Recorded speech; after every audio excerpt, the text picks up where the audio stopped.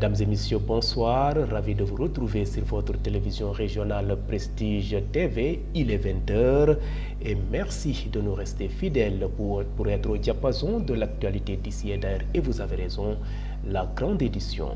Au sommaire, les agents de la société en charge du contrôle des bagages et des personnes au niveau de l'aéroport international Blaise Diagne de Diass dénoncent leurs conditions de travail. Ils ont saisi l'occasion pour déposer un mémorandum à l'inspection du travail hier. Après la sortie il y a quelques jours des membres du collectif Samaterrain contre le maire de Fandène, Dr Augustin Tine, qu'il accuse d'exploitation foncière, le conseil municipal est monté au créneau pour apporter des clarifications. Et puis Thiès a abrité hier un forum de capitalisation des formations écoles-entreprises dans la région. Les détails dans cette édition. Le suivi de l'actualité internationale et la page sportive mettront à terme à ce rendez-vous d'information. Merci de votre fidélité. Le développement, c'est dans une poignée de secondes.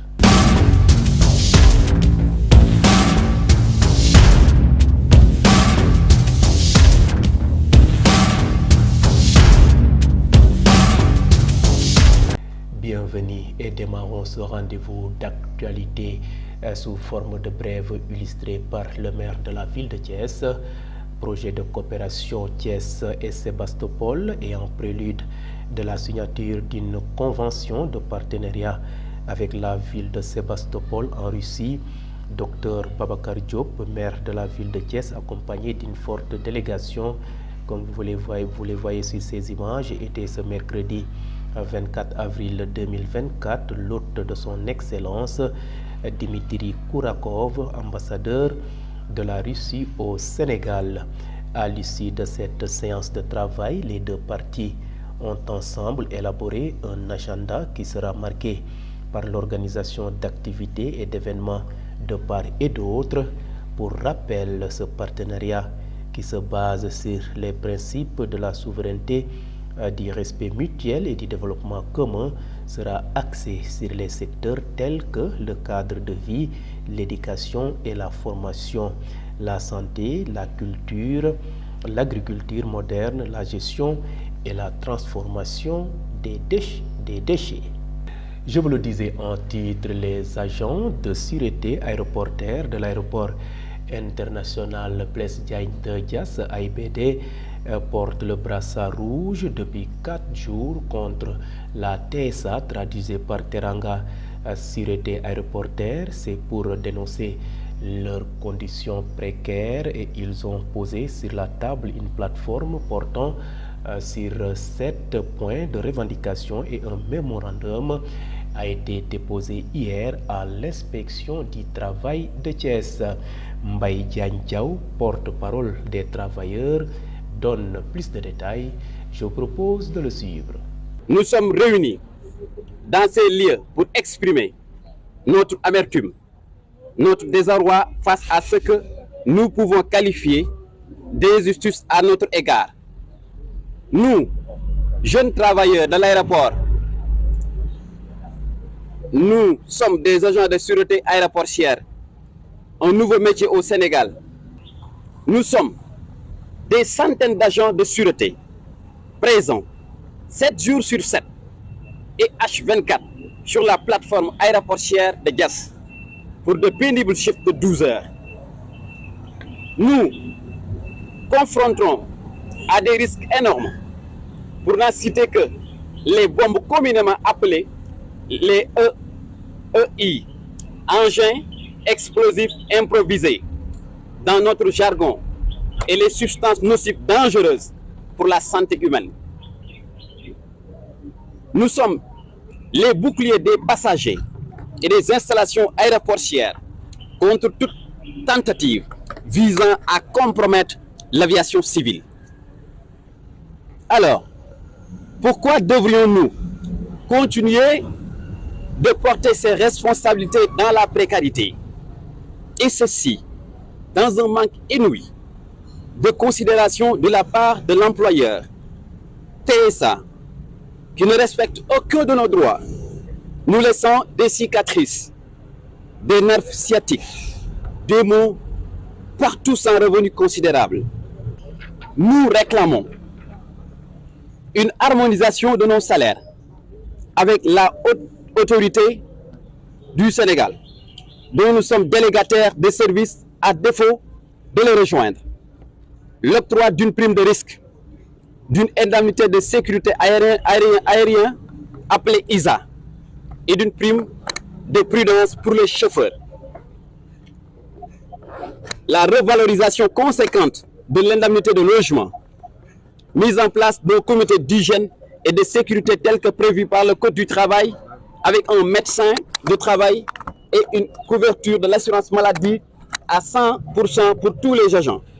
Vous suivez le rendez-vous de l'actualité grâce à votre nouvelle chaîne de radio Prestige FM qui émet en modulation de fréquence sur les 95.5 FM ici à Thiès. Et à présent, parlons société dans cette édition. Après la sortie, il y a quelques jours, des membres du collectif Sama Terrain contre le maire de la commune de Fandène, Dr Augustin Tine, qu'il accuse d'avoir annulé des lotissements à Kër Massamba Gueye 2, Kairé Diender, qu'il avait pourtant validé étant conseiller municipal pendant que Pape Salou Mbaye était le PCR de Fandène. Pour rétablir la vérité sur cette affaire qualifiée d'expoliation foncière, les collaborateurs du maire de Fandène ont monté au créneau pour apporter des précisions sur cette affaire. Suivons les explications de Martial Ndione. Il est le secrétaire municipal de la commune de Fandène. Je vous propose de le suivre.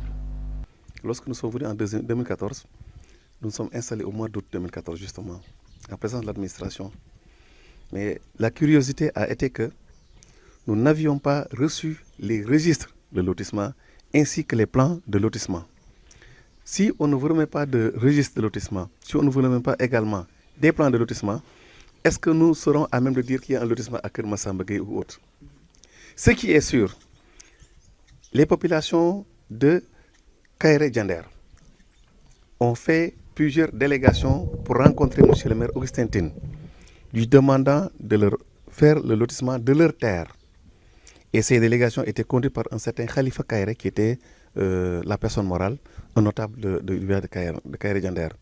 Et les terres de Kairé Diender polarisaient le village de Touba Samb, de Kairé Diender et de Kerbara Kairé. Donc, à la suite de ces trois délégations, le maire a jugé nécessaire de les accompagner. Et pour ce faire, il a envoyé une délégation de conseillers qui sont allés rencontrer le chef de village pour s'enquérir exactement de la proposition qui a été faite de lotissement. Ce que le chef de village a acquiescé, il a dit effectivement ce sont ces gens-là, c'est ma population et c'est moi-même qui les ai envoyés pour demander le lotissement.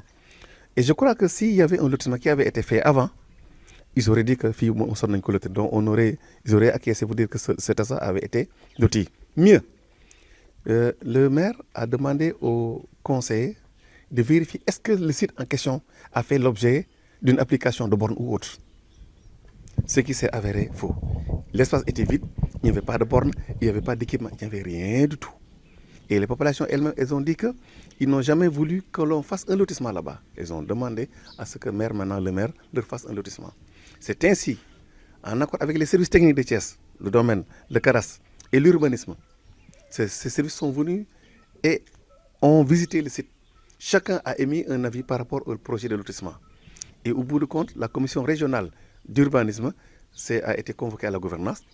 Et à l'occasion, nous avons aussi émis vraiment le souhait de voir ce vœu exaucé pour les populations.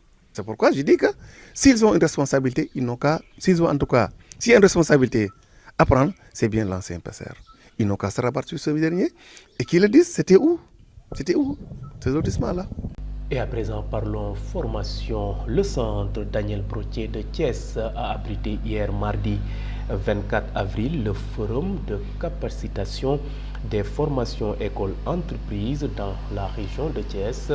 Cette rencontre est axée sur le partage des expériences et des bonnes pratiques en matière de formation école-entreprise. Djeganwan, la coordonnatrice du projet, donne plus de détails sur les objectifs visés La voici au micro de notre reporter Moussa Mbaye. Le programme de formation entreprise est un programme créé le 13 juillet 2018 par le président de la République pour régler le problème de l'employabilité des jeunes. Donc c'est un programme, une formation qui se fait en deux lieux. Parce que la formation traditionnelle, c'était uniquement dans les centres ressources. Mais avec la formation duale, on est dans les centres ressources et aussi dans les entreprises. Les 80% des heures, c'est dans les entreprises, 20% dans les centres ressources. Et cela permet à l'apprenant, dès sa sortie, d'être fonctionnel. Parce que on a favorisé, nous, la formation pratique. Donc, vous savez qu'on ne peut pas parler de développement sans parler de capital humain. Et que le rôle du ministère de la formation professionnelle en général, c'est de régler le problème de l'employabilité de la jeunesse. Et le programme de formation école-entreprise est un palier pour faire la formation duale qui permet aux jeunes d'apprendre en même temps de faire la théorie et aussi de faire les pratiques.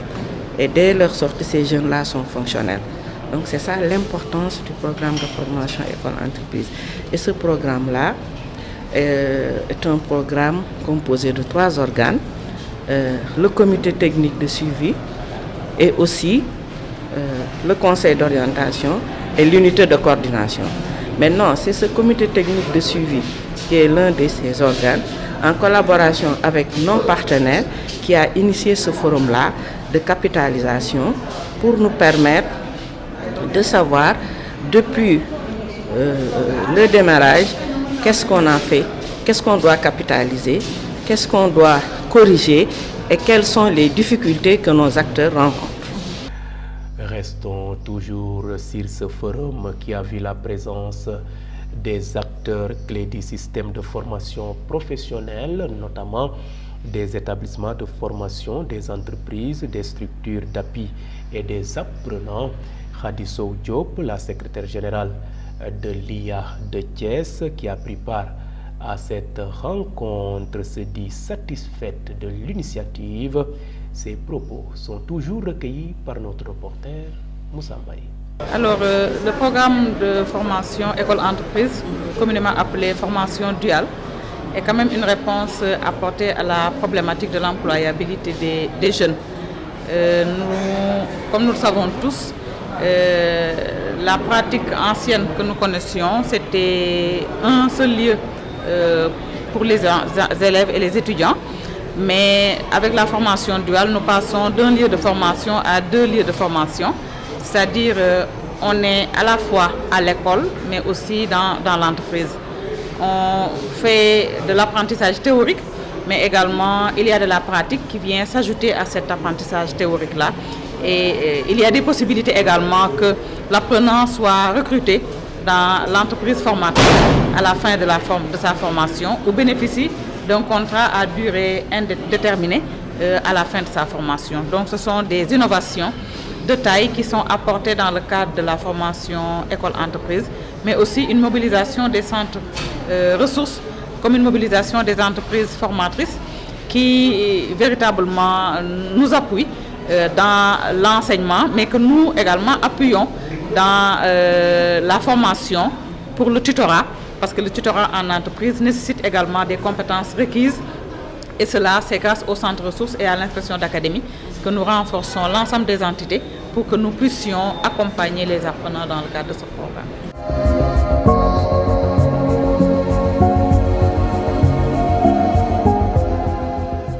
Et à présent, focus sur ce qui fait l'essentiel de l'actualité nationale de ce jeudi.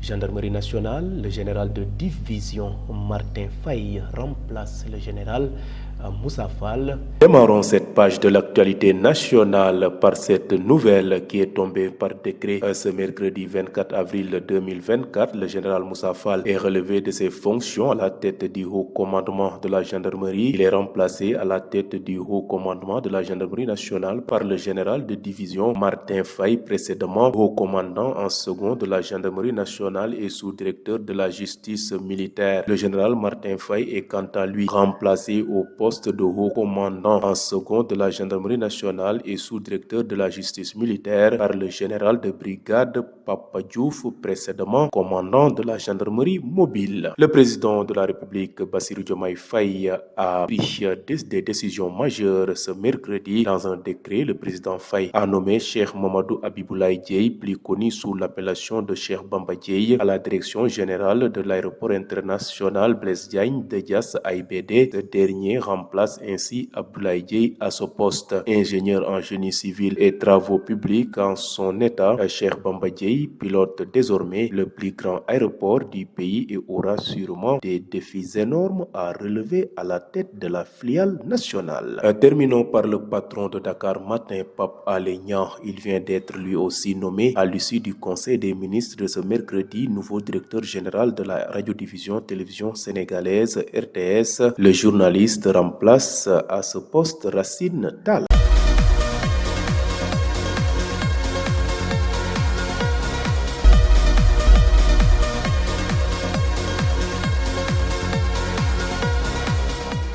Et place maintenant sur ce qui fait l'essentiel de l'actualité internationale. Le périple de ce jeudi va nous mener en Ukraine et au Mali. Mais tout d'abord, démarrons par la Mauritanie.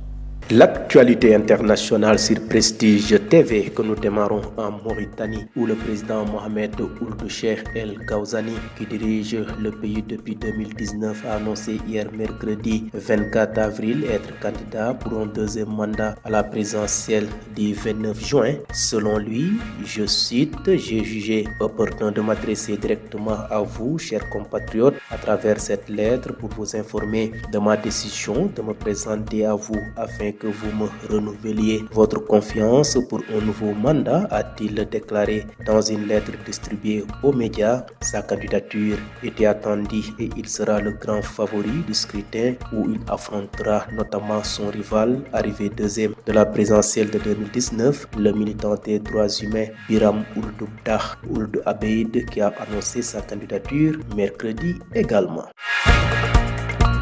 Au Mali voisin, la phase nationale du dialogue intermalien censé conclure les travaux se tiendra à Bamako du 6 au 10 mai 2024. Ce dialogue est présenté par les autorités maliennes comme une alternative nationale à l'accord de paix en 2015 qui avait été conclu avec les groupes rebelles du Nord. Pourtant, l'organisation de ce dialogue dont les groupes rebelles ou djihadistes maliens se sont exclus semble progressivement révéler un autre objectif, la prolongation de la période de transition. Bouclons ce rapide survol de l'actualité internationale en Ukraine où un responsable américain a déclaré hier mercredi 24 avril que les États-Unis ont discrètement livré des missiles de longue portée à l'Ukraine ces dernières semaines et que les Ukrainiens les ont déjà utilisés à 2 reprises contre les Russes. Ces missiles font partie d'un paquet d'aide militaire de 300 millions de dollars approuvé le 12 mars par le président américain Joe Biden, a ajouté ce responsable ayant requis l'anonymat en refusant d'en préciser le nombre.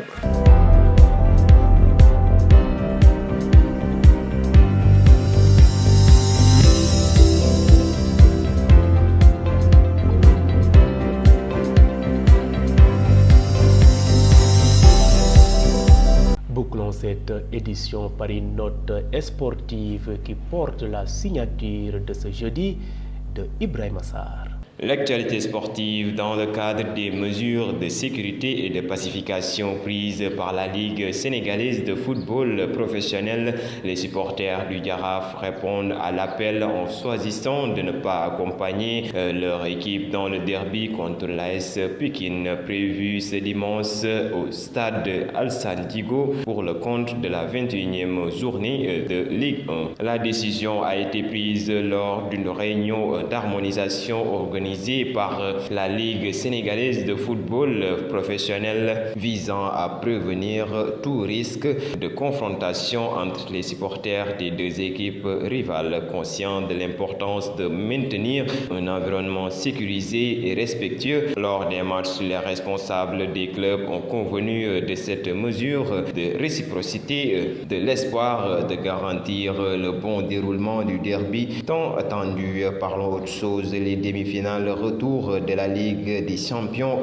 CAF ont prévu ce vendredi à Pretoria. Les Sud-Africains de Mamelodi Sundowns recevront les Tunisiens de l'Espérance Tunis. À l'aller, les Maghrébins s'étaient imposés 1-0. La rencontre sera dirigée par un trio arbitral sénégalais. Issa Sy sera directeur de la partie. Il sera assisté de Djibril Camara et Noah Bangoura. Et pour terminer, lors du match retour des demi-finales de la Coupe d'Italie disputé le mercredi 24 avril 2024, l'Atalanta de Bergame s'est imposé face à la Fiorentina grâce à une performance remarquable de l'attaquant nigérien Ademola Lookman, introduit dans le jeu à la 70e minute. Lookman a été instrumental pour éviter les prolongations, son équipe étant menée au score global avant son entrée. En fin de match, à la 90e minute, Lookman marque le but décisif